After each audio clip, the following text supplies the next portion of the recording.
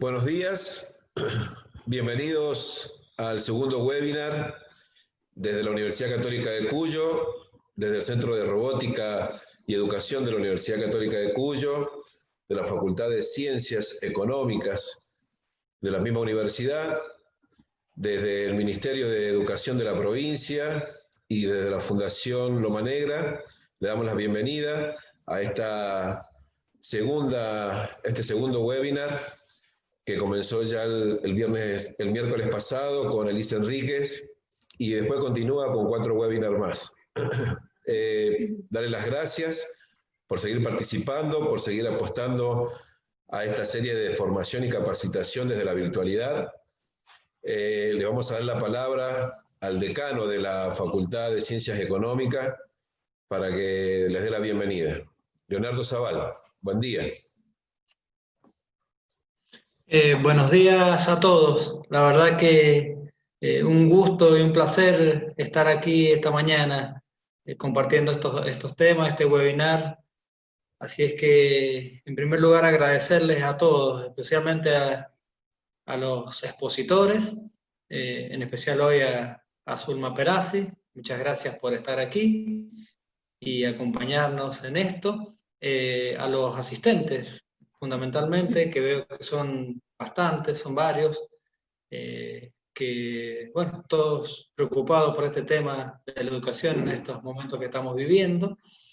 Y también al Centro de Robótica y Educación, que motiva todo esto, al gobierno de la provincia, al Fundación Loma Negra y también a las empresas privadas Mis Ladrillos, que esto demuestra que estamos todos preocupados por esta temática, que es muy importante. Yo estoy muy contento porque esta interacción, o sea, debemos reconocer que no podemos hacer todo esto, ni avanzar, ni crecer, ni desarrollarnos, sino es en conjunto, con alianzas estratégicas, universidades, establecimientos educativos, gobierno y empresas privadas y organizaciones intermedias. Si todos nos unimos en esta línea para buscar soluciones adecuadas para nuestras comunidades, para nuestra provincia, para nuestro país, yo creo que vamos a lograr el objetivo y vamos a lograr este crecimiento que tanto queremos. Así es que les quiero agradecer especialmente a los organizadores y a los asistentes y a los expositores por esta iniciativa y mostrar y desarrollar la importancia que también tienen las tecnologías en la educación. Nosotros desde la facultad también aportamos con nuestra tecnicatura universitaria en desarrollo de software, que yo creo que la combinación tecnología-educación es lo que también nos va a permitir crecer en esta temática. Así que no quiero interrumpirlos más, vamos a dejarle la palabra a los especialistas, a los que verdaderamente saben y a los que todos estamos esperando. Muchas gracias por estar aquí y muchas gracias por la invitación. Muchas gracias, Leo. Muchas gracias por tus aportes. Bueno, bienvenida Zulma. Gracias por participar, gracias por estar siempre presente para la universidad. Y gracias a vos por tus aportes o lo que vas a aportar desde la Universidad Nacional de San Luis, vos como decana de la Facultad de Ciencias Humanas.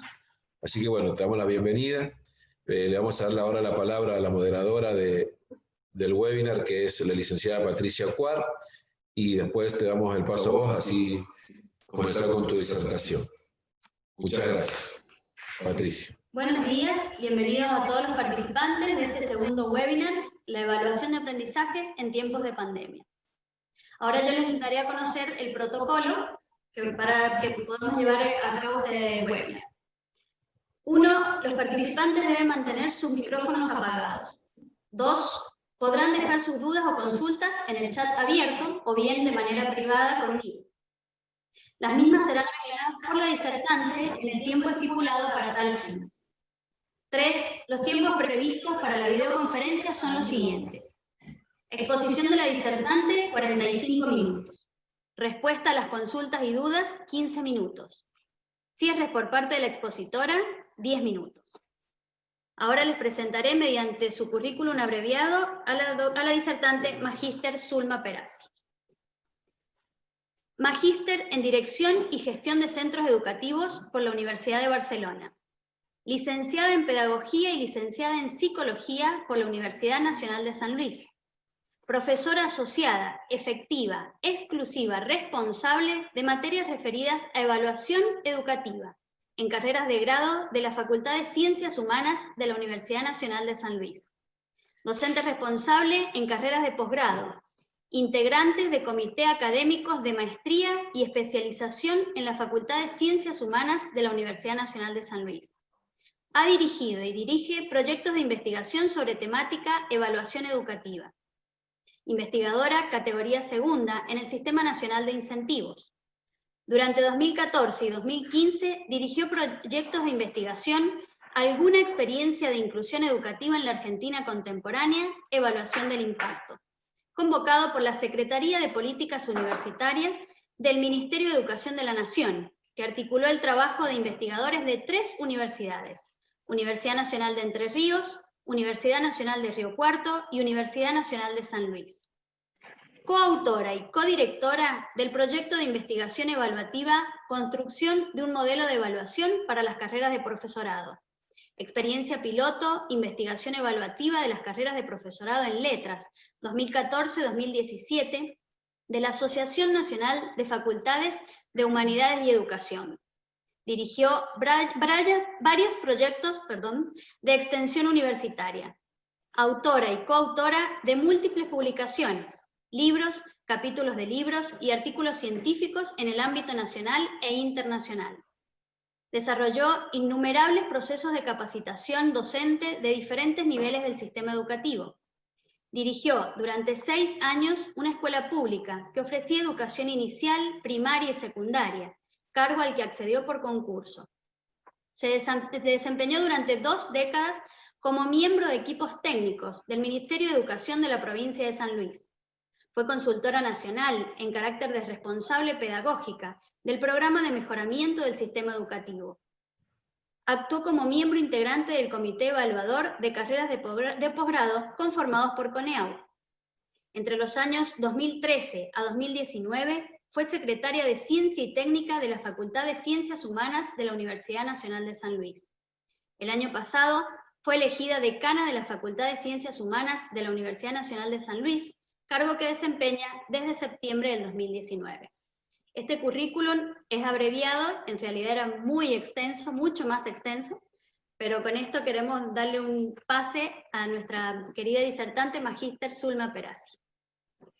Bueno, muchas gracias Patricia, muchas gracias a todos, y es un placer para mí haber recibido esta invitación y estar presente en la Universidad Católica de Cuyo, con sede en San Juan.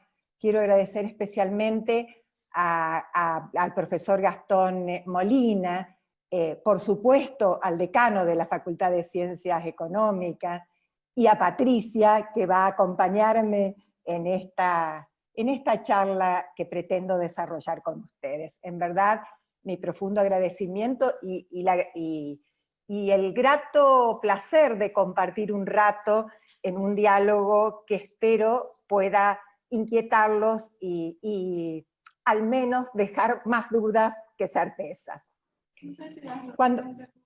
Cuando Gastón me invitó a participar en esta experiencia, empecé a pensar en, bueno, cuál podría ser el abordaje que podría interesar a docentes y a profesionales de distintos niveles del sistema educativo. En verdad, la evaluación de aprendizaje siempre es un tema desafiante, polémico, interpelador, diría yo. Por eso decidimos focalizar la charla en la evaluación de aprendizaje, pero en estos tiempos específicos que estamos viviendo, es decir, en los tiempos de pandemia. Hace algunos meses, a principio de año, una desconocida enfermedad que afectó al mundo y que nos atravesó a todas las instituciones del sistema educativo, nos llegó de modo inesperado. Nos enfrentamos a sentimientos variados, a un estado de incertidumbre, angustia, miedo. El escenario conocido en el que nos movíamos se diluyó y emergieron otros contextos, otros desafíos, otras amenazas. El estupor de aquel primer momento, de la mitad de marzo, fue reemplazado poco a poco por un enorme esfuerzo realizado por la mayoría de los docentes de distintas instituciones educativas del sistema. Las desigualdades sobre las que tanto hemos discutido y escrito en el ámbito académico, de la universidad sobre todo, se hicieron más visibles, y de repente emergieron profundas desigualdades entre los estudiantes que ya existían, pero tal vez no eran tan evidentes. Y también emergieron desigualdades entre docentes y equipos docentes. Los profesores empezaron a trabajar en un contexto de no presencialidad, con saberes y herramientas variadas. Todos y todas empezamos un proceso de aprendizaje en este nuevo escenario. Inicialmente, la preocupación se centró en algunos interrogantes como ¿cómo hago para comunicarme mejor con mis estudiantes? ¿Cómo establezco o restablezco el vínculo?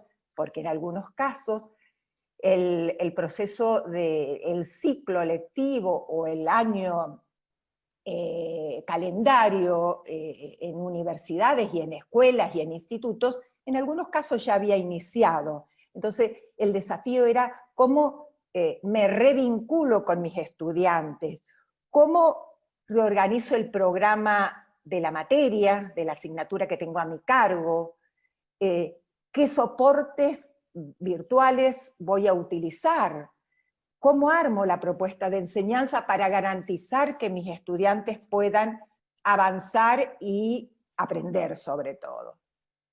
Transcurrido un tiempo, estos interrogantes iniciales fueron resolviéndose y el proceso de enseñanza empezó a fluir, por supuesto, que con estilos, ritmos y modos diferentes según el docente o el equipo docente de que se tratara. Pero entonces emergió otro interrogante, u otros interrogantes. ¿Cómo evaluar en estos nuevos escenarios? ¿Qué hacemos con la evaluación en tiempos de pandemia? ¿Es necesario evaluar? Preguntas que no fue sencillo responder. Y para invitarlos a responder estas preguntas, yo quisiera tomarme un tiempo y recorrer con ustedes algunas cuestiones que me parecen centrales de la evaluación y que no me voy a detener demasiado, pero hacia el final de la presentación ustedes van a entender por qué necesitaba incluirlas. En realidad, estas cuestiones tienen que ver con algunas preocupaciones y con algunos núcleos centrales del campo de la evaluación. La primera de ellas, yo diría, tiene que ver con las concepciones de evaluación. ¿Cómo pienso como evaluador? ¿Cómo concibo a la evaluación? Esto es, ¿dónde me posiciono para pensar y hacer evaluación? A veces esta pregunta o la respuesta a esta pregunta no es consciente para mí, pero sin duda todos nosotros como educadores portamos una concepción de evaluación. Pero revisemos brevemente en una mirada histórica cuáles han sido las concepciones más importantes o más claves que han existido en la historia y que de alguna manera nos han ido determinando como sujetos evaluadores. Para esto necesito referirme o revisar lo que pasó en el siglo XX, en el siglo pasado. ¿Y por qué el siglo XX? ¿No existió evaluación antes? Por supuesto que la evaluación es antiquísima, antecede mucho el siglo al que nos estamos refiriendo. Sin embargo, los teóricos e historiadores del campo de la evaluación educativa marcan al siglo XX como el siglo de oro de la evaluación, porque en realidad fue el siglo en que la evaluación no solo se sitúa en el campo educativo, sino que hay una proliferación enorme de modelos, paradigmas, concepciones. Para hacer una mirada y recuperar sobre todo dos cuestiones que me interesa referirme aquí en vinculación con las concepciones, apelo y me apoyo en dos aportes teóricos que me parecen muy válidos. El primero, que tiene que ver con dos autores norteamericanos que se llaman Egon Guba e Ivona Lincoln, que provienen del campo de la administración educativa. Ellos han trabajado a lo largo del siglo XX el surgimiento en distintos momentos históricos de este siglo de lo que llaman las distintas generaciones de la evaluación. Pero para concebirla, para mirarla, para describirla, se sitúan por fuera de lo educativo, por fuera del campo de la educación. Y entonces hablan de 4 generaciones conforme al desarrollo del siglo. La evaluación como tal, por supuesto que no surge ni nace en el campo de la educación. Nace en otros campos, como el de la industria, el de la economía, el campo empresarial. Incluso antes de situarse en el campo de la educación, también trae una fuerte impronta y se sitúa sobre todo a principios del siglo XX y tiene un enorme desarrollo en el campo de la psicología, de la mano de la psicometría, de la mano del desarrollo de los test y sobre todo de los test de inteligencia, y en el ámbito de Francia a comienzo del siglo y luego, unos años después, de Estados Unidos.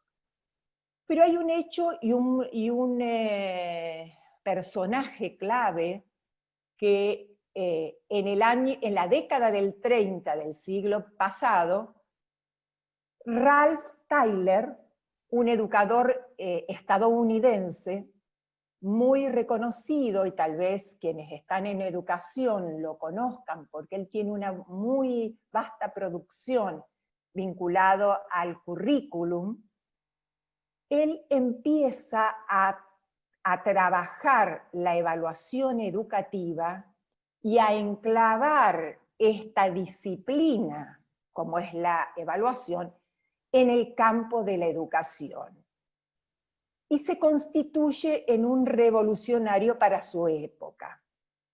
Desde la mirada complementaria a la de Guba y Lincoln, el aporte que hace un español cuyo apellido es Domínguez Fernández, que es educador y habla de la evaluación educativa desde el campo de la educación, él va a decir, Ralph Tyler es no solo el padre de la evaluación educativa, sino quien inaugura la concepción que se va a denominar evaluación conductista.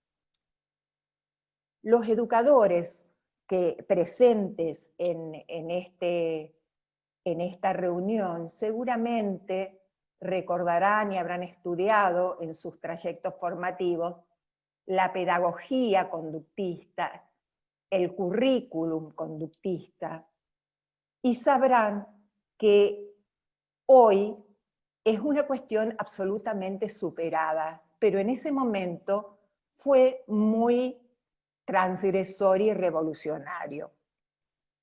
El currículum, dentro de esta concepción, se entiende como un currículum, una planificación por objetivos. Quienes tengan más años a lo mejor recuerdan haber estudiado la taxonomía de Bloom, que surgió allá por la década del 50, que tenía que ver con un exagerado cuidado en los verbos que se utilizaban en las planificaciones áulicas, porque esos verbos no solo atendían a 3 áreas claves, como era el área cognitiva, afectiva y psicomotriz, sino que además el verbo empleado en la planificación para definir el objetivo debían ser observables y de alguna manera medibles. Esta evaluación conductista concebía la evaluación básicamente ligada a los resultados, es decir, se preocupaba por evaluar el resultado de la producción del estudiante y de alguna manera una evaluación que era netamente cuantitativa. ¿Por qué fue revolucionario Tyler? Porque él entendió que los resultados que un estudiante alcanzaba en una instancia evaluativa, en una prueba, no solo tenía que ver con el grado de inteligencia de ese sujeto, sino que había una serie de factores contextuales que intervenían para definir el éxito o el fracaso en los resultados alcanzados. Entre otras variables, por ejemplo, la planificación del docente, la enseñanza que desarrollaba el docente. ¿Qué quiero mostrar con esto? La evaluación conductista, la evaluación de resultados, la evaluación cuantificadora, la evaluación muy estrechamente vinculada a la nota, fue una concepción que impregnó e impactó fuertemente en las cabezas de nuestros docentes en las escuelas de nuestro país y de muchos países del mundo. Incluso, más allá de que esta concepción se sitúa históricamente entre la década del 30 y del 50, todavía en algunas prácticas subyacen vestigios de esta concepción. Esta concepción se corresponde a lo que Guba y Lincoln denominan la segunda generación de evaluación, la evaluación de la descripción, donde ya no solo se medía, sino la evaluación tenía una evolución un tanto más compleja. Posteriormente, y estamos hablando de la década del 60, 70, como contrapartida a este movimiento, surgen lo que Domínguez Fernández denomina la evaluación humanista y la evaluación cognitivista. Ambos modelos o ambas concepciones evaluativas enfatizan la evaluación de proceso en desmedro de la evaluación de resultados que promovía la evaluación conductista. Claro que con algunas diferencias entre ellas, mientras que la evaluación humanista pone el acento en los procesos afectivos, emocionales, la evaluación cognitiva o cognitivista pone el acento en los procesos mentales, en los procesos cognitivos. De alguna manera se ocupa de ver qué pasa en el alumno o en la mente del alumno cuando hay una intervención pedagógico-didáctica de un docente. Un representante que seguramente todos conocen de esta concepción tiene que ver con Piaget y todos los esquemas mentales y la evolución que Piaget propone de los esquemas mentales en los niños. Esta concepción evaluativa se apoyaba obviamente en una planificación más que por objetivos, por actividades. Y entonces nos encontramos con aquel docente que dice: lo importante es que el alumno escriba como pueda.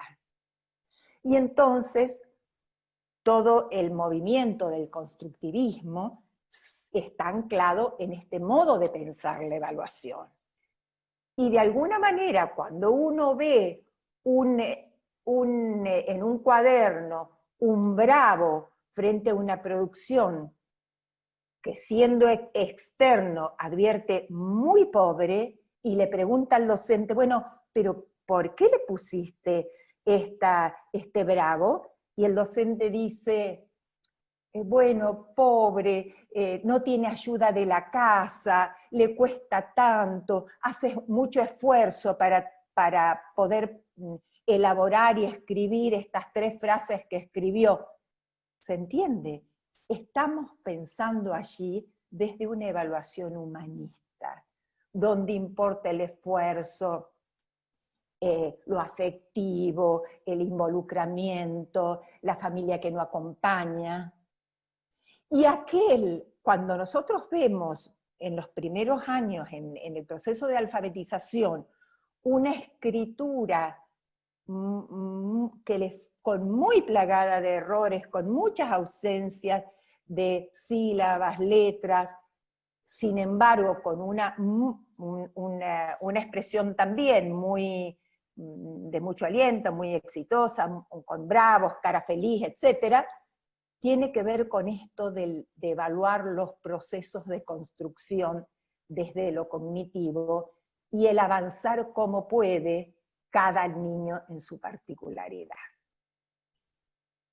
Estos modos de pensar la evaluación, que se corresponden a lo que Guba y Lincoln denominan tercera generación, ha tenido también impacto en la educación, en la escuela. Sin embargo, su impacto no fue tan decisivo como la evaluación clásica, la evaluación conductista. Hacia la década de los 80, fines de los 80, y de la mano de las pedagogías críticas, emergen lo que el autor Domínguez Fernández denomina la evaluación sociopolítica crítica, y lo que Guba y Lincoln van a reconocer como la 4ª generación, que llaman respondente y constructivista, generación en la cual estos autores se ubican. Pero ¿qué gran diferencia tiene esta concepción respecto a las anteriores? Muchas. Por un lado, el evaluador anclado o posicionado o ubicado desde esta concepción va a decir: importa evaluar tanto procesos como resultados. El evaluador de esta concepción ha sido capaz de generar un corrimiento y habilitar la visibilidad del evaluado. ¿Qué quiero decir con esto? Esta concepción de evaluación democratiza la evaluación, hace que el otro o que el sector que es evaluado tome visibilidad, pero tome visibilidad con palabra, con la posibilidad no solo de conocer, compartir, sino también de decir, fundamentar. Y aparece un componente clave también, que antes no existía, que es con qué criterios se van a evaluar. Es decir, la importancia de definir criterios claros, hacerlos explícitos y públicos, para dar transparencia al proceso evaluativo. En las concepciones anteriores, más allá de el acento en el proceso o en el resultado, el poder de la evaluación seguía centrado en manos del evaluador o del equipo evaluador. El evaluado no tenía poder y obviamente son modelos, concepciones que se corresponden con modos autoritarios de pensar la evaluación. Si avanzamos hacia estas últimas concepciones, es que podremos avanzar en un proceso de democratización de la evaluación. Y esto no es menor. Ustedes fíjense que la escuela ha podido ir democratizando en las últimas décadas prácticamente todos los componentes de un proceso educativo. Las aulas se redistribuyen en espacio, los estudiantes se genera el trabajo en grupo, debates, discusiones, producciones compartidas, etc. Didácticas que también se han democratizado.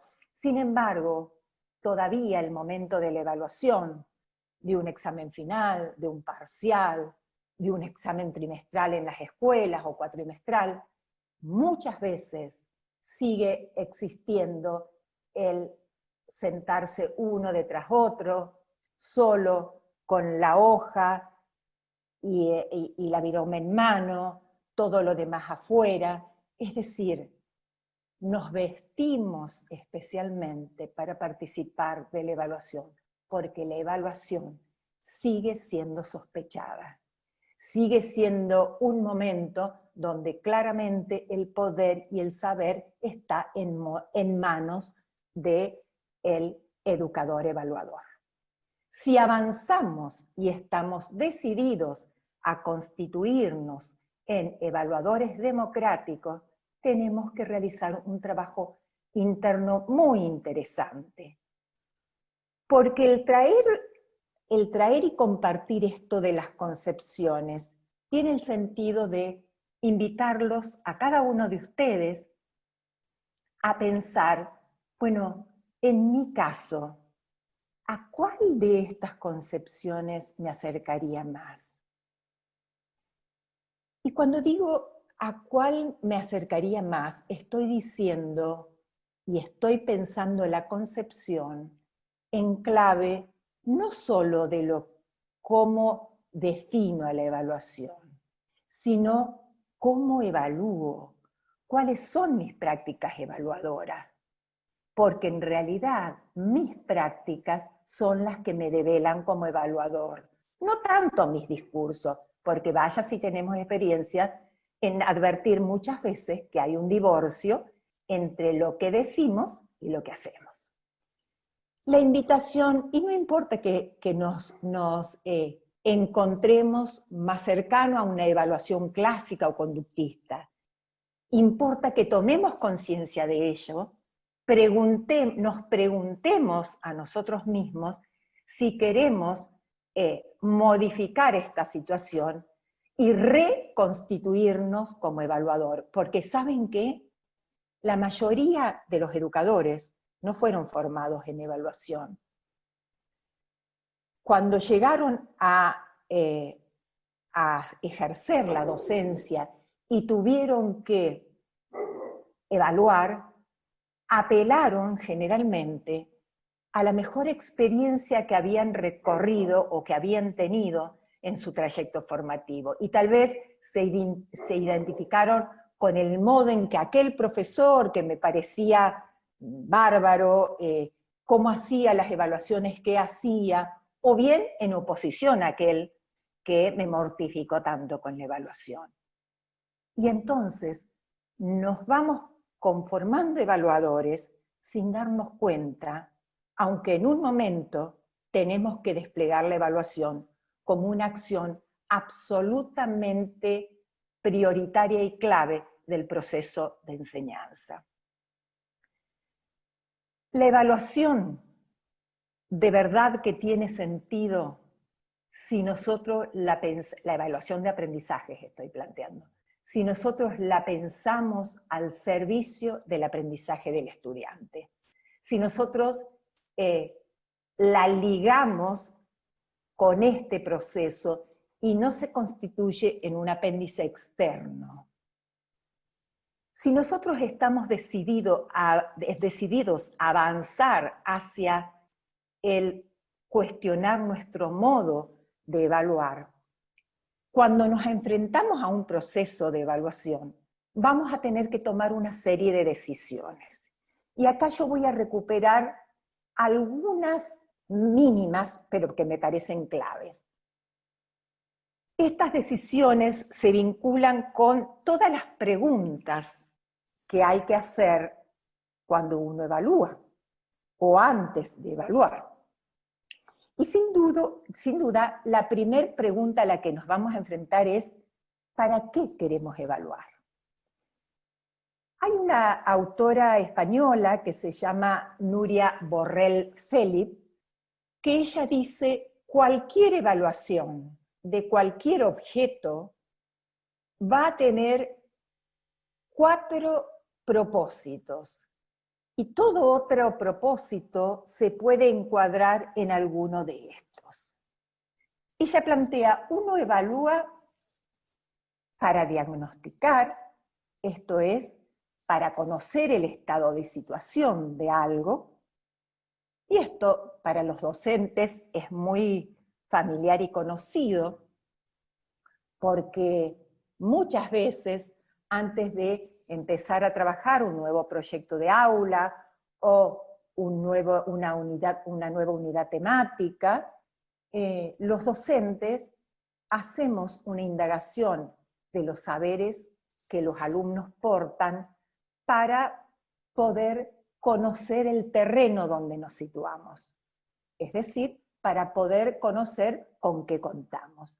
Pero también podemos evaluar para optimizar, es decir, ya no nos alcanza evaluar para conocer estados de situación, sino que queremos evaluar para conocer con lo que contamos y para intervenir sobre esa realidad y mejorarla. ¿Podemos evaluar para controlar? Claro que sí, no está mal hacerlo. Lo que está mal es evaluar siempre y únicamente para controlar. Evaluar para controlar significa evaluar para verificar que los estudiantes se hayan apropiado de los conocimientos que nosotros impartimos, que nosotros trabajamos en nuestra propuesta de enseñanza. De alguna manera, la concepción clásica, conductista, si ustedes quieren, de evaluación, está anclada fuertemente y exclusivamente en esta finalidad de evaluación. Se evaluaba para controlar. También, y por último, podemos evaluar para acreditar, que es una manera de control, por supuesto, pero es un control que requiere que se determine que el objeto evaluado reúne las características para poder ser parte de cierta categoría que estamos trabajando. Por ejemplo, nos es conocido la evaluación como acreditación que se realiza hacia fin de un ciclo lectivo para promocionar de un año a otro, o para promocionar una asignatura, un módulo, un curso de posgrado, o las acreditaciones en la política universitaria, que desde evaluadores externos y pares externos, mediados por CONEAU, se realizan, por ejemplo, de carreras de grado o de carreras de posgrado. ¿Es un control? Sí, pero generalmente exige la participación de entidades, organismos externos a quien desarrolló el proceso. Pero no solamente tenemos que preguntarnos para qué voy a evaluar, sino tenemos que preguntarnos qué voy a evaluar. Y acá seguramente no me voy a detener porque esto es muy conocido por ustedes. Lo que quiero solamente destacar es que en evaluación de aprendizaje nunca puedo evaluar todo. Obviamente siempre tengo que hacer recortes. Y cuando digo tengo que hacer recortes, me estoy refiriendo a que de la mano de los contenidos que vamos a evaluar, que esto siempre y en todos los modelos evaluativos se tuvieron en cuenta cuando se refieren a aprendizaje, tenemos que tomar la decisión de qué capacidades vamos a evaluar. Obviamente, lo que evaluemos o lo que decidamos evaluar no puede ser distinto de aquello que enseñamos, porque las capacidades se aprenden lo mismo que los contenidos. Cuando yo digo capacidades, estoy seguro que todos saben a qué me estoy refiriendo, pero por las dudas, si alguien está desprevenido respecto de esto, estoy refiriéndome a la habilidad, a la aptitud para, al ser apto, al tener el dominio de un poder hacer o un saber. Quiero decir, un contenido, cualquiera sea el contenido, puedo desarrollarlo y trabajarlo desde distintas capacidades. A ver, el contenido que quieran, cualquiera sea, las invasiones inglesas, puedo trabajarla desde una capacidad como es el reconocimiento de hechos, fechas, la identificación, la memorización. Puedo trabajarla desde la conceptualización, indagando, bueno, cuál fue el sentido, cuáles fueron sus causas, cómo sucedió, etc. Puedo trabajarlas desde otra capacidad, como es el análisis de situación, dando un caso con datos, información, en donde el estudiante tiene que conceptualizar, relacionar y definir, analizar la situación planteada, o puedo evaluar ese contenido planteando una situación problemática a resolver. Quiero decir, son distintas capacidades ancladas o vinculadas con un mismo contenido que denotan dominios y habilidades y posibilidades diferentes. Ahora bien, el qué evaluar no lo puedo decidir. A ver, se me ocurrió hacer esta pregunta en el próximo parcial y voy y la registro. El qué evaluar es una planificación y una decisión previa a elegir el instrumento que voy a usar para indagar en los estudiantes lo que pudieron construir. Entonces, puedo utilizar la herramienta que quiera para planificar qué contenidos y qué capacidades.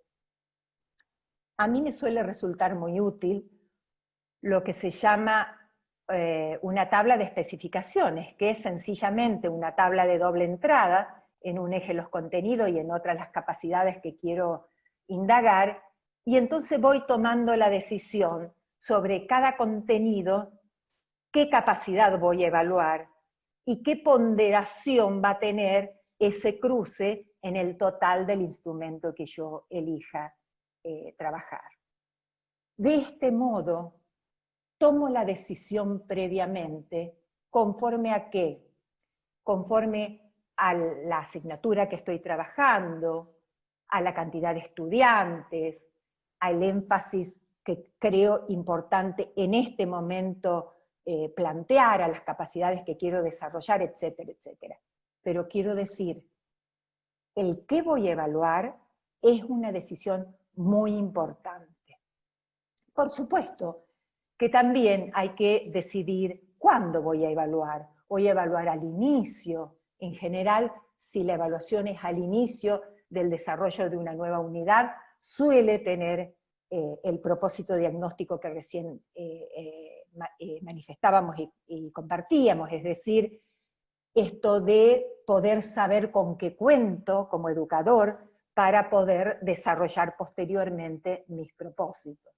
O bien puedo trabajar con una evaluación del proceso, Si se trata de un proyecto de trabajo, por ahí hacer un corte en la mitad del desarrollo del proyecto y hacer una evaluación que va a tener básicamente, no vamos a desarrollar porque el tiempo no me da, pero sí se va a ligar con una función que tal vez ustedes conozcan bastante, que es con la evaluación formativa.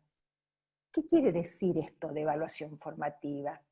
No solo quiere decir evaluar el y en proceso, sino que esos resultados parciales que voy obteniendo a medida que ejecuto el proceso, cualquiera sea, un proceso de enseñanza y de aprendizaje, la ejecución de un proyecto, el desarrollo de una evaluación institucional, etc., me va a permitir retroalimentar mi planificación, entonces hacer los reajustes necesarios para seguir el rumbo y alcanzar los objetivos y las metas planteadas.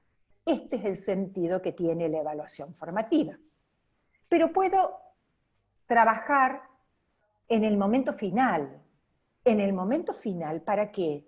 Y para verificar si los chicos han aprendido, ¿está bien? Por supuesto que es, es absolutamente legítimo y posible.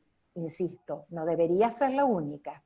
Si hablamos de función, acá la evaluación que aparece es la evaluación llamada sumativa. ¿Y qué significa evaluación sumativa? Significa que yo voy a determinar cuánto y qué han aprendido mis estudiantes. Pero esto es clásico, por ejemplo, de una evaluación final, pero ya no tengo tiempos de intervenir sobre esa realidad porque el proceso concluyó. Si ustedes quieren, el año de estudio concluyó. También tenemos que decidir, bien, una vez que yo sé para qué voy a evaluar, cuándo, tengo que tomar la decisión con qué voy a evaluar, es decir, qué herramienta voy a emplear para esta evaluación.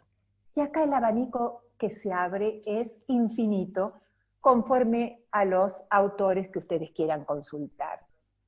A mí me parece muy interesante el aporte que hacen dos mendocinas, llamadas Bombecchio de Aruani y Maggioni, que son de la Universidad Nacional de Cuyo. Ellas incluso tienen publicaciones sobre esto, y trabajan técnicas e instrumentos de evaluación, y entonces refieren a 3 técnicas básicas. Una de ellas es la observación, la otra es la producción de los estudiantes, de los alumnos, y una tercera es las técnicas de intercomunicación.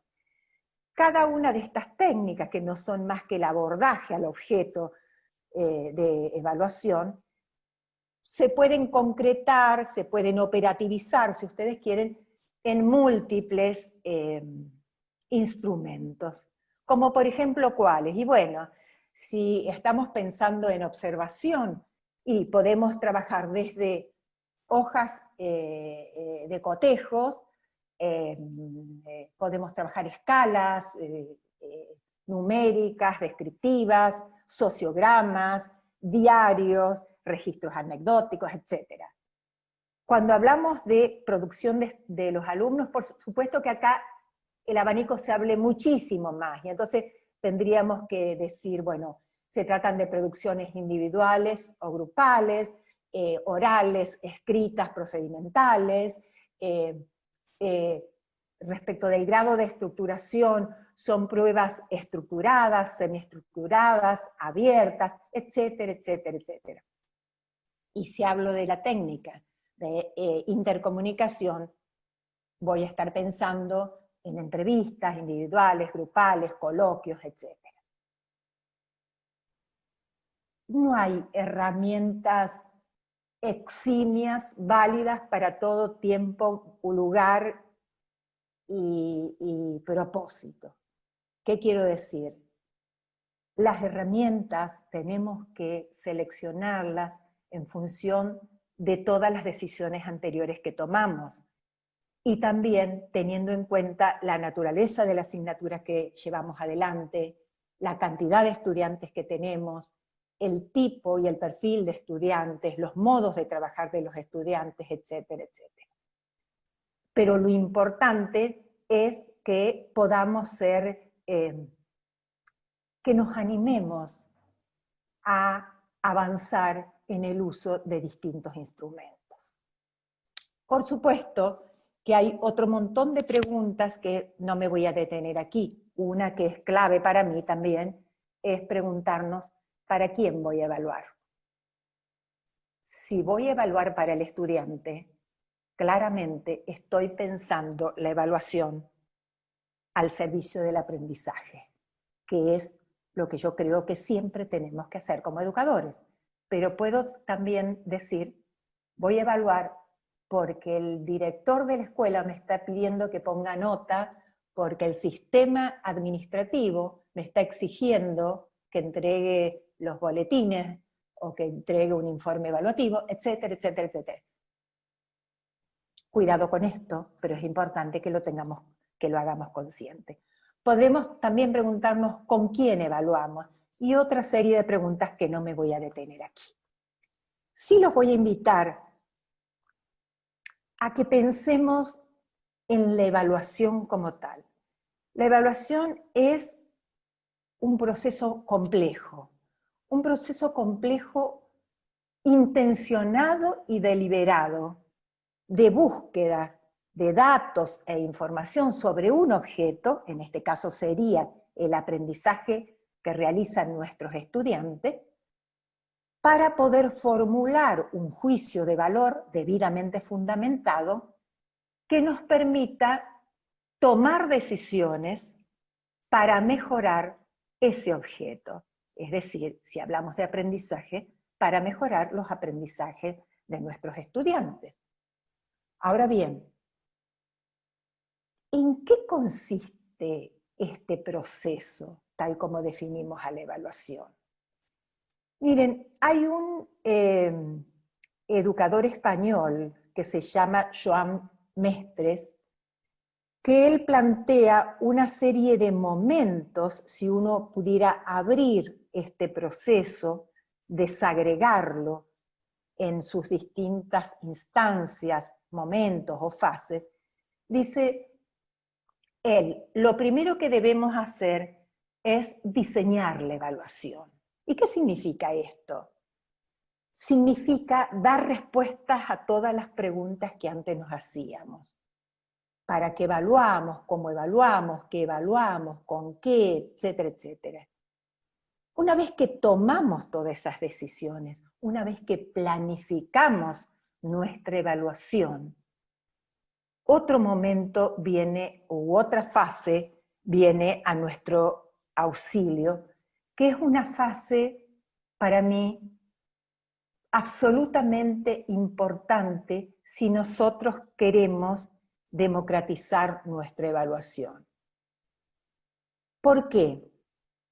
Porque la fase de divulgación es el momento en que nosotros compartimos con nuestros estudiantes, informamos a nuestros estudiantes que dentro de 15, 20 días vamos a realizar una evaluación que va a consistir en tal cuestión, que va a estar orientada a evaluar estos contenidos, estas capacidades, que los criterios de evaluación que vamos a tener en cuenta son estos y estos.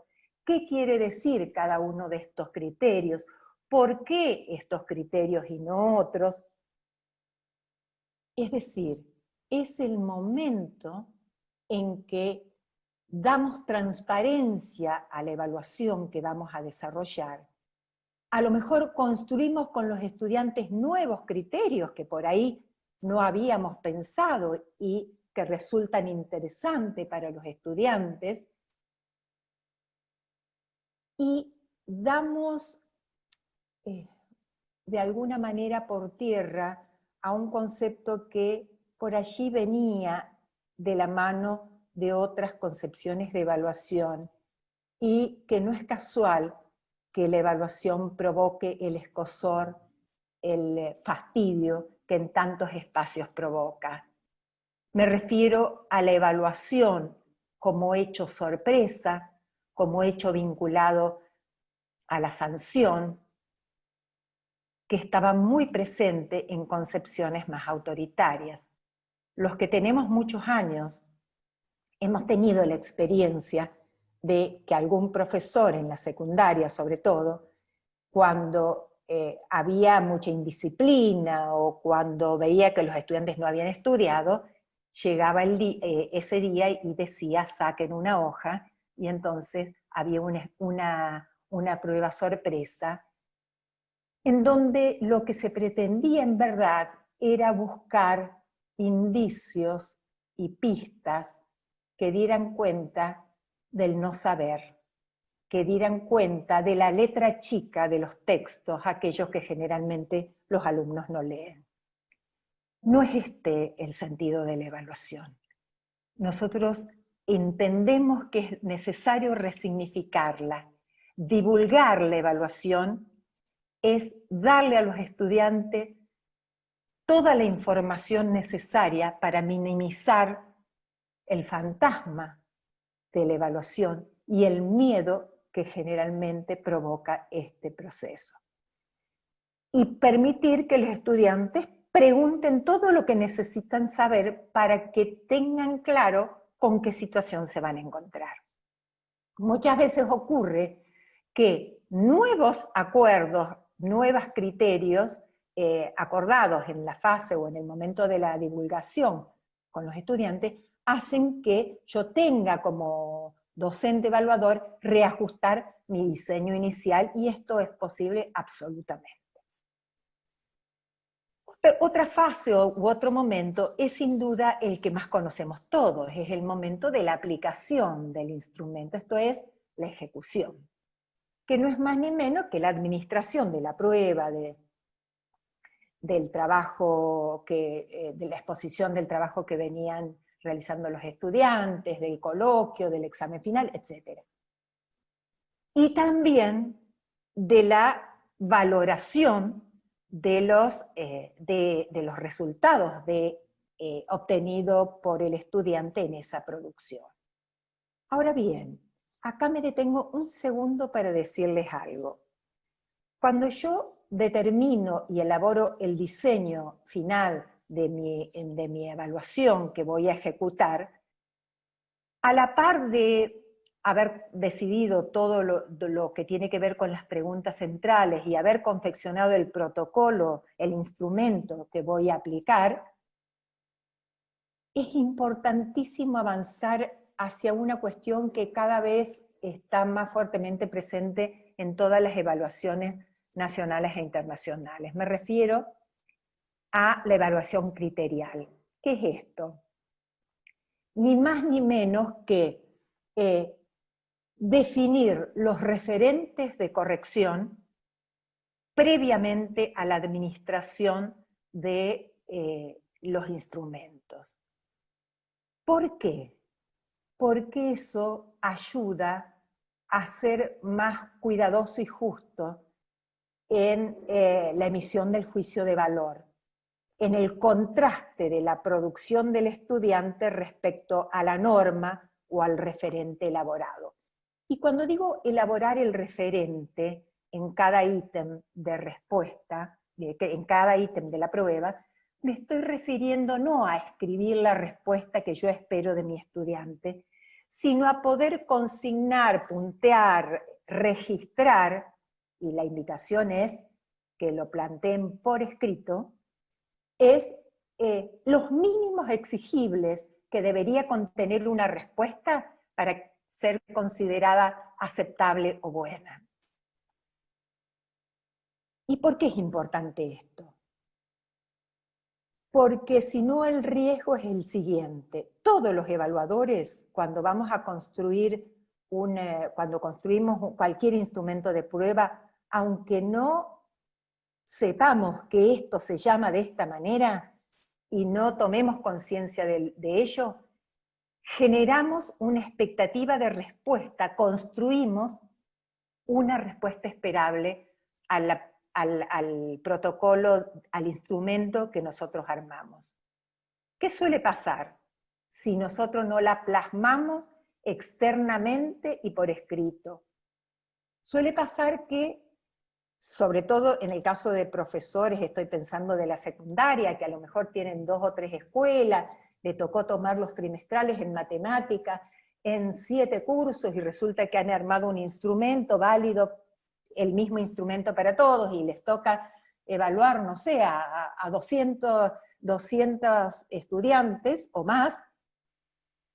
Si nosotros no tenemos estos mínimos exigibles, a medida que vamos leyendo las respuestas esbozadas por los estudiantes, y cuando las respuestas son bastante pobres y alejadas a nuestras expectativas, terminamos eligiendo como referente la mejor respuesta dada a un ítem por el alumno X.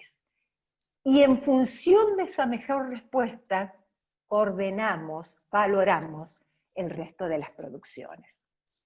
Eso en evaluación se llama evaluación normativa. Es mucho más común de lo que nos creemos y en realidad tiene poca validez y poca justicia. Solamente tiene la bondad de establecer un orden que generalmente no sirve para mucho, excepto casos excepcionales que no voy a entrar a referirme a cuáles. Pero queda claro entonces que en ejecución tiene que ver con la administración y la corrección. Por supuesto que de la mano y casi sin distinguirse, aparece lo que nosotros llamamos elaboración de informe, que puede ser desde el tilde que ponemos al estudiante al costado del ejercicio o de la respuesta dada, hasta una producción de 2 o 3 hojas de devolución o de escritura respecto a esa evaluación. ¿Qué es importante aquí? Miren, es absolutamente importante que para elaborar el informe con el formato que querramos, tengamos en cuenta el destinatario.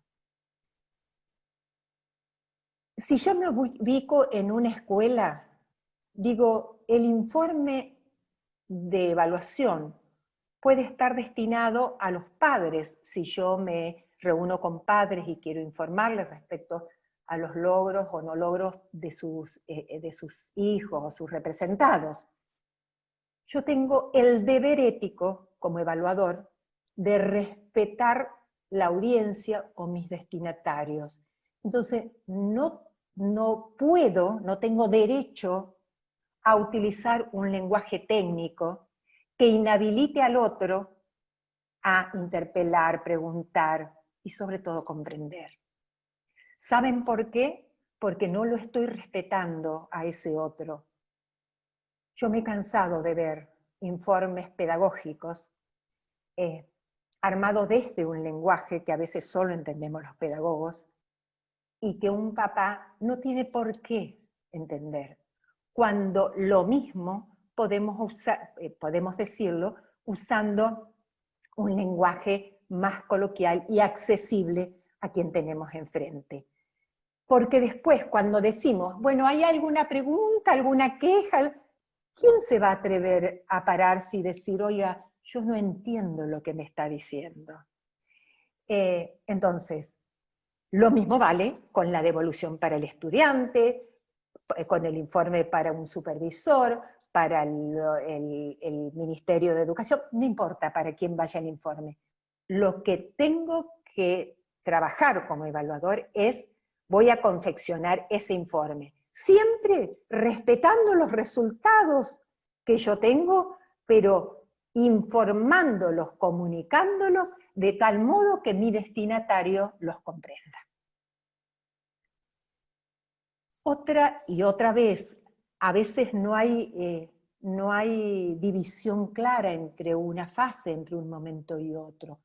¿Por qué? Porque lo deseable sería que los informes se hicieran o se devolvieran a, en este caso, los estudiantes, porque estoy hablando de evaluación de aprendizaje. Y esta fase, tal como la divulgación, es para mí la fase más importante de todo el proceso evaluativo. ¿Por qué?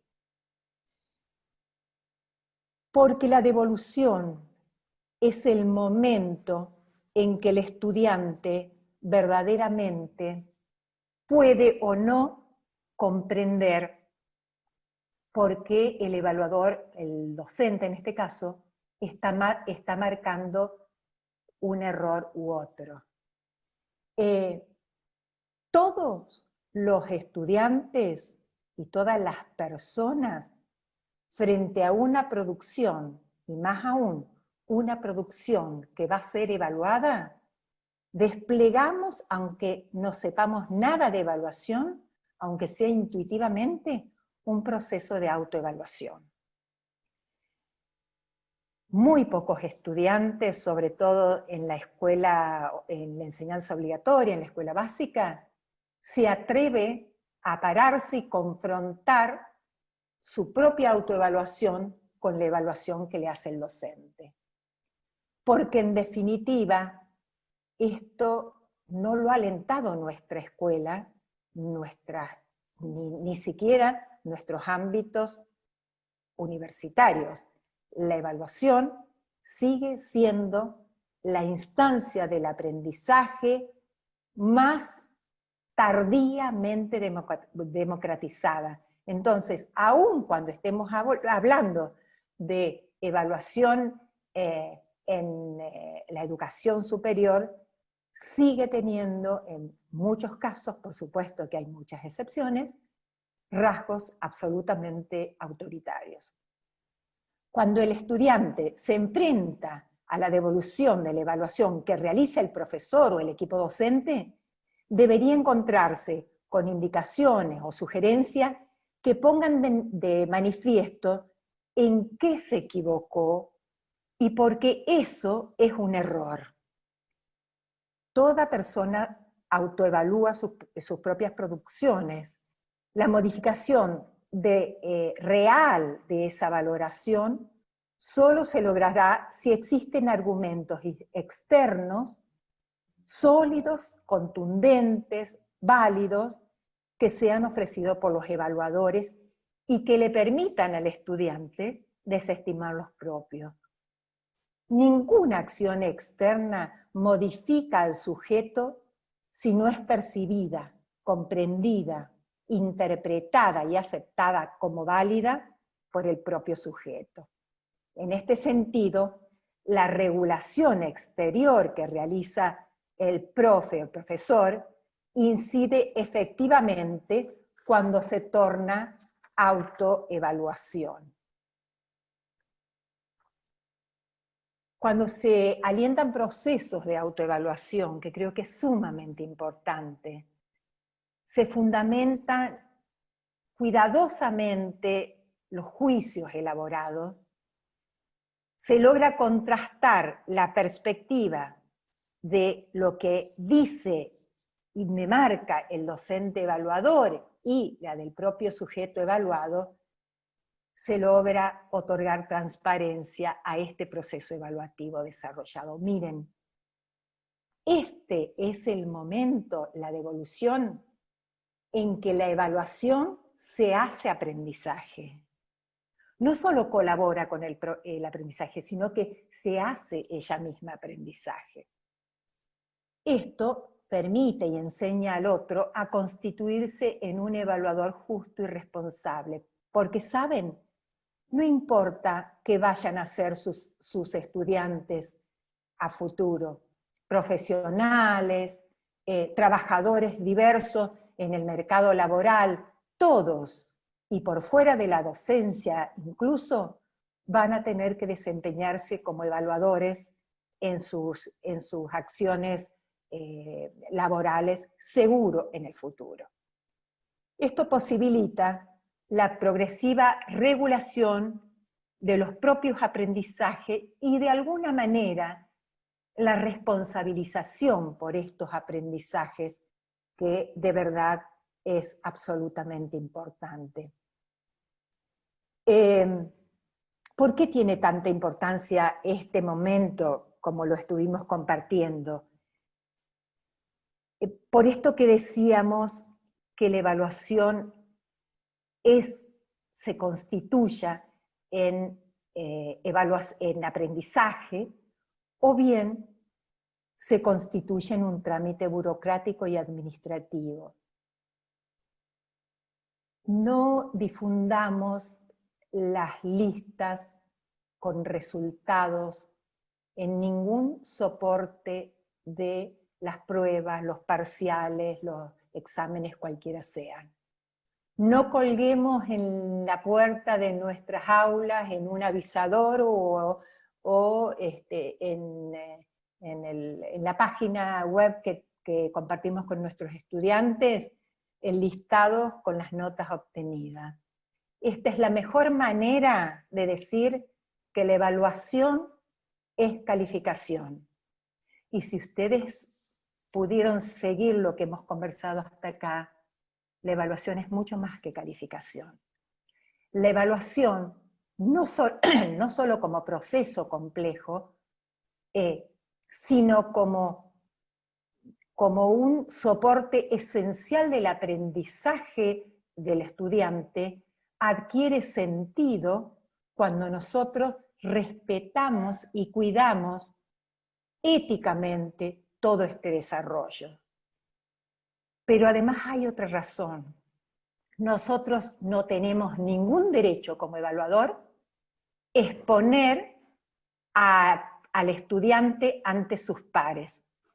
Porque, primero, la obtención de 2.5 no significa que esos estudiantes dominen las mismas capacidades y los mismos contenidos, ni significa que sepan lo mismo. Pero además, yo no tengo por qué tomarme la atribución de divulgar frente a los compañeros de cada estudiante los resultados obtenidos. Será el estudiante quien, si quiere, comparta sus resultados. Por eso, la devolución de los resultados personales siempre es una acción confidencial. De la manera que ustedes quieran. Pero lo que obtuvo cada uno en la prueba, en el parcial, en el final, esto lo tiene que saber solo cada uno. Dice Perrenud, que es un teórico que ha trabajado muchísimo en evaluación, apostar a la autorregulación consiste en fortalecer las capacidades del sujeto para administrar por sí mismo sus proyectos, sus progresos, sus estrategias frente a las tareas y a los obstáculos. Creo que esta es una de las mejores enseñanzas que podemos dar a nuestros estudiantes. Finalmente, no quería dejar de hablar de otra fase que a mí me parece sustantiva, que es la metaevaluación. ¿Y a qué me refiero con esto? De alguna manera, a poner en duda, a evaluar todo lo que hasta acá venimos hablando. Es decir, desde cómo diseñé la instancia de evaluación, cómo la divulgué, cómo ejecuté el instrumento, cómo lo corregí, cómo lo informé, cómo lo comuniqué. Poner en duda, saber que siempre es posible mejorarlo. Incluso poner en duda el instrumento. Miren, hay muchas maneras y técnicas para hacerlo. Yo suelo usar también algo que me da bastante resultado y que por ahí sorprende a mis alumnos del último año de formación docente en la universidad, y uno dice, caramba, estos estudiantes tienen por lo menos 15, 16 años de formación o más, o 17 en el sistema, y les sorprenden cuestiones como esta. En general yo uso una tabla también de doble entrada, una matriz. En uno de los ejes coloco el número de los alumnos, no importa quién es, pero sí importa identificar con letra o número cada uno de los alumnos que, por ejemplo, rindió un parcial, y sobre el otro eje todas las capacidades, y los, digamos, no las capacidades, los ítems del parcial administrado. Y en este instrumento vuelco los resultados con una estructura, con una escala no convencional, eso no importa, que me permita y que les permita a los estudiantes ver cómo el grado de dificultad para cada uno y sobre todo para el colectivo de la clase. ¿Por qué hago esto? Para poner en duda el instrumento. ¿Saben por qué? Porque si yo advierto que hay ítems de prueba que no han tenido ninguna respuesta, éticamente como evaluador debo desecharla. ¿Por qué? Porque no tengo derecho a estar evaluando un contenido y una capacidad que no ha sido comprendido ni tengo indicios que haya ningún estudiante empezado a capitalizar. De modo que debo desecharlo. Y también debo desechar aquellos ítems de prueba donde todos han dado respuesta correcta. ¿Por qué? Porque en verdad no ofreció ningún grado de dificultad, las capacidades están absolutamente logradas, la capacidad de contenido, por tanto, no debí incluirla, porque tengo que decirles que la construcción de cada ítem y la inclusión de cada ítem de prueba tiene por objeto detectar, discriminar el grado de apropiación que los alumnos hacen de cada una de las capacidades y los contenidos. Es decir, yo debería ir obteniendo, con las respuestas obtenidas por mis estudiantes, un abanico que me dé cuenta de resultados, que dé cuenta de un dominio cada vez mayor de la apropiación de esa capacidad y ese contenido que estoy enseñando, que estoy desarrollando con mi planificación de aula, con mi propuesta de enseñanza, básicamente. Bien, ahora quiero volver para cerrar, porque a ver si soy capaz de sacar esto y quedarme, ahora sí, creo que sí. Quiero volver a las preguntas que nos habíamos hecho al principio y de alguna manera poder plantear, bueno, ¿cómo evaluar los aprendizajes en tiempos de pandemia? ¿Vale la pena evaluar? ¿Es necesario evaluar en estos tiempos tan complejos? La respuesta es indispensable evaluar. Si no evaluamos, no podemos seguir enseñando. Es indispensable que empecemos a trabajar cuidadosamente la evaluación. Y si ustedes me preguntan, ¿cómo evaluar en soportes digitales en estos tiempos tan difíciles? De alguna manera es cuidando todos los aspectos de los que hemos hablado. Integrando al evaluado, integrando al otro evaluado, haciendo transparente el proceso de evaluación, no un hecho oculto, amenazante, sino que la evaluación sea precisamente dar pistas, dar indicios de lo que vamos construyendo.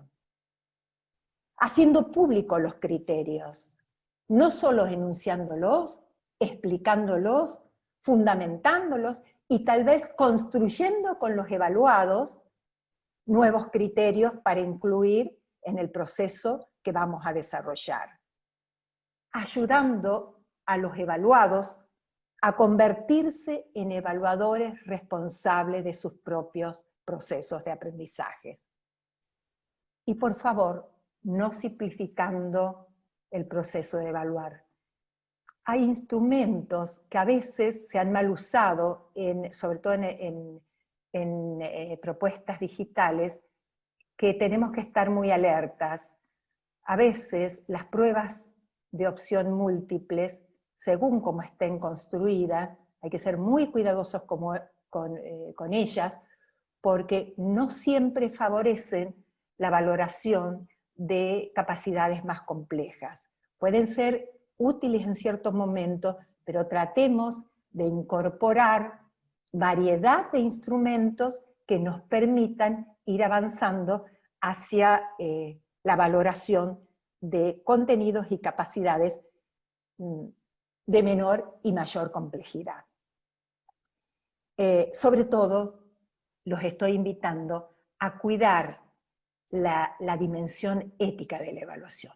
La evaluación es una acción y debe ser una evaluación ética. Y en este sentido, constituirnos y trabajar nosotros mismos y en nuestra propia comunidad educativa para generar culturas evaluadoras cada vez más democráticas es un desafío que tenemos enfrente. Para cerrar, me gusta evocar lo que también un pensador español muy conocido en Argentina, que tal vez algunos de ustedes haya participado de alguna formación o conferencia que él haya dado en las últimas décadas. Me refiero a Miguel Ángel Santos Guerra. Él hace muchos años que trabaja la evaluación en distintas universidades de España. En uno de sus escritos, él expresa: dime cómo evalúas y te diré qué tipo de educador eres. Fíjense la importancia que tiene la evaluación. A veces, conociendo cómo la persona, cómo el docente evalúa, nos alcanza para darnos cuenta cómo enseña y cómo educa. La invitación es: problematicémonos, animémonos, intentemos ser formadores, educadores críticos y evaluadores críticos y democráticos. Muchas gracias. Muy bien, Sandra, Zulma, perdón, muchísimas gracias, que estaba leyendo justo las preguntas que hay en el chat. Las que más se repiten, si quiere ir contestando, son que pide ejemplos concretos de evaluación a distancia. A ver, yo tengo que decir, y esto se lo planteé también a Gastón, mi especialidad no es la distancia. En esto me parece que lo primero a decir es esto.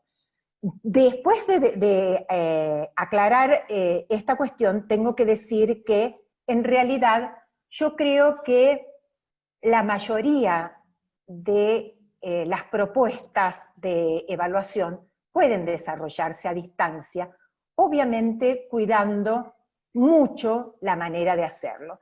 Y a lo mejor sirve traer una experiencia que yo desarrollo, no a distancia, pero este año me ha tocado hacerlo a distancia, en el nivel superior y con alumnos de grado, de carreras de licenciaturas de nivel superior. Hay un instrumento que en los últimos años yo he empezado a usar muchísimo porque es un instrumento sumamente potente y que a veces está mal usado, por eso me importa ser muy cuidadosa con expresar también que entiendo por él. Me refiero al portfolio de aprendizaje. El portfolio de aprendizaje ha tenido bastante escritura en los últimos años y en distintos países, y es una herramienta muy valiosa de evaluación, y sobre todo una herramienta que naturalmente, por la manera de concebirse, se constituye en una herramienta democratizadora de la evaluación. Entiendo por portfolio de aprendizaje una colección de trabajos que realiza el estudiante en función de ciertos criterios pautados para revisar esos trabajos, producciones, artículos, textos, actividades, etcétera, consignas, para revisarlos críticamente, evaluar sus propias evaluaciones, fundamentar las evaluaciones que hace y finalmente debatirlo con el evaluador externo, que es el equipo de cátedra, el equipo docente. Yo desarrollo un trabajo en un seminario que es evaluación educativa, en la licenciatura de Ciencias de la Educación, y es en un seminario cuatrimestral. Entonces, bueno, trabajamos a lo largo con actividades diferentes, pero el primer día ya se informa a los estudiantes que vamos a desarrollar, al final, ellos tienen que presentar su portfolio de aprendizaje. La primera pregunta que yo realizo, o con la que le pido que durante 4 meses resuelvan, es plantear, muchos de estos estudiantes terminan de cursar esta materia y otras, y se reciben de profesores de ciencia. La primera pregunta que yo les hago es que me respondan: ¿quién soy? Esta pregunta es muy fuerte. Al principio los estudiantes me miran y me dicen: estamos para aprender evaluación, ¿para qué me pregunta quién soy? Bueno, la cuestión que el sentido se va construyendo a lo largo de esos 4 meses. Y hay estudiantes que logran mirarse, encontrarse y decir muchísimo de ellos, incluso poder compartir cuestiones muy duras, muy difíciles, estudiantes que se dicen cantando, estudiantes que se dicen desde una poesía, desde un dibujo, estudiantes que se dicen en 2 renglones. ¿Cuál es el sentido de ir incorporando estas preguntas tan movilizadoras? Yo creo que nadie puede constituirse, configurarse buen educador, buen docente, buen profesor, si no sabe con qué cuenta, si no se conoce en sus coordenadas esenciales, si no tiene como algún elemento clave. Pero esto es anécdota, puede ilustrar el portfolio. El portfolio no necesita partir de estas preguntas, yo lo traigo como ejemplo para que se vaya viendo cómo se trabaja. Pero a la par de esa pregunta que tienen mucho tiempo para contestar, trabajamos con interrogantes del tipo: ¿cuál fue el tema que más te costó a lo largo del seminario y por qué crees que fue así? Otra, nosotros siempre al iniciar todo curso, siempre yo hago, si ustedes quieren, una evaluación inicial, diagnóstica, con preguntas clave: ¿qué es para vos la evaluación?, etcétera, etcétera. Otra pregunta del portfolio es: recupera la respuesta que diste a la pregunta el primer día de clase. ¿Cómo la responderías hoy? ¿De igual manera? ¿Qué le agregarías? ¿Qué le sacarías? ¿Por qué? Otra, elige un texto vinculado con tal tema que te haya resultado más atractivo y relaciónalo con tal situación. Otra, hacemos ejercicio a lo largo del desarrollo. Uno de los ejercicios es evaluar a los pares. Por ejemplo, evalúa tu experiencia de participar en el proceso tal de autoevaluación o de coevaluación y cómo lo harías hoy, qué le agregarías, etcétera, etcétera. Quiero decir, la producción final, esto lleva mucho tiempo para los estudiantes y obviamente según la cantidad de preguntas, consignas que uno incluya en el portfolio, pero puede ser mucho más chico, puede referirse a una unidad, seleccionar la mejor producción, el mejor trabajo, elegir algún trabajo de un compañero, por qué elige ese trabajo y no otro, qué le agregaría, volver sobre trabajos producidos. Pero después, el estudiante tiene que presentar todo eso, que lo presenta con el formato que desee, desde un video, desde un audio, desde, bueno, en el caso de presencial, con producción escrita, con maquetas, etc. Y luego interviene en un coloquio y en un debate con los docentes, defendiendo su propia producción. ¿Por qué digo que esto democratiza? Porque el autor de la evaluación es el propio estudiante, porque nunca, y esta herramienta hace por lo menos 8 o 10 años que la utilizo, nunca hubo una producción igual a la otra. Y porque todavía me encuentro con estudiantes que ya están ejerciendo su profesión, y los marcó mucho estos modos de evaluar, y entonces empiezan a pensar otras maneras de evaluar en la sala de clase. Esto que yo les estoy planteando, este año, en 15 días, tengo que hacer defensas de portfolio con 50 y tantos alumnos. Todavía no hemos decidido si lo vamos a hacer individualmente o en pareja, eso ya lo veremos. Vamos a tener que hacer esta evaluación que perfectamente también se puede hacer en la virtualidad. ¿Qué quiero decir con esto? Tal vez esta herramienta es una de las más complejas y sin embargo admite la posibilidad de trabajarse a distancia. Por tanto, yo creo que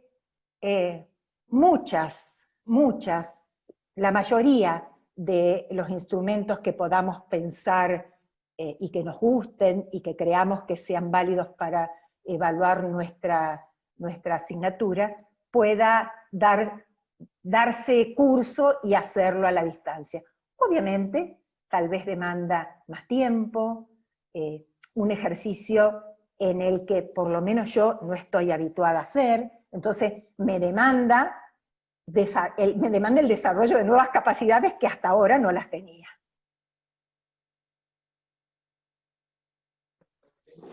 Excelente, Zulma, muchísimas gracias. En el chat hay un montón de mensajes agradeciendo por la disertación, muy clara, muy específico, todo felicitaciones para usted. Muchísimas gracias. Gracias, ha sido un placer, un gusto estar con ustedes, y bueno, a lo mejor la vida nos vuelve a encontrar. Muchísimas gracias. Muchas gracias. Zulma, muchas gracias. Agradecerte desde la universidad por esta disertación, como siempre, muy clara, y yo te lo agradezco de corazón porque siempre estás presente cuando te lo solicito. Así que bueno, a disposición tuya, no tan solo yo, sino el equipo del Centro de Robótica y Educación de la Universidad, para lo que vos dispongas, ¿sí? Y a los participantes, como siempre, muchas gracias por estar también siempre predispuesto a esto que es nuevo, la virtualidad, y bueno, seguimos en camino. Gracias, Gastón, gracias a todos, gracias por compartir este momento, y bueno, ojalá en este minúsculo campo de la evaluación podamos empezar al menos a poner en duda cómo estamos evaluando. Eso ya es muchísimo. Un placer Bueno, muchas gracias, estar con Zulma. ustedes. Muchas gracias. Y a los participantes los esperamos el próximo miércoles con Beatriz Feinlock a las 10 de la mañana. Muchas gracias. Será hasta el próximo miércoles.